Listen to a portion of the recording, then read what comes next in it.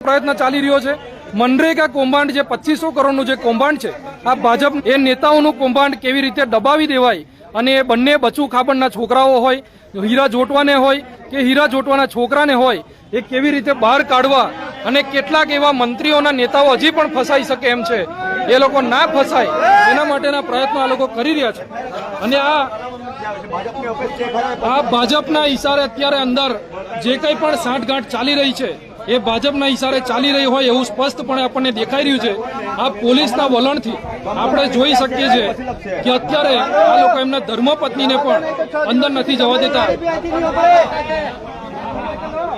ઓ બેન, આવી રીતે વાત ના કરો, શાંતિથી વાત કરો એમની સાથે। એમના ધર્મપત્ની છે ને કઈ ગુનેગાર થોડી છે, તો કઈ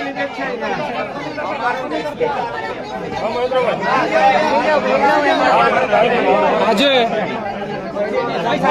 આ પોલીસ અત્યારે આ જે ધક્કાધુક્કી જે કરી રહી છે,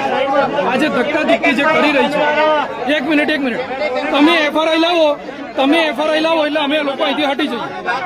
એફઆરઆઈ આપો એટલે ખબર પડે અમને લોકો વિડીયોને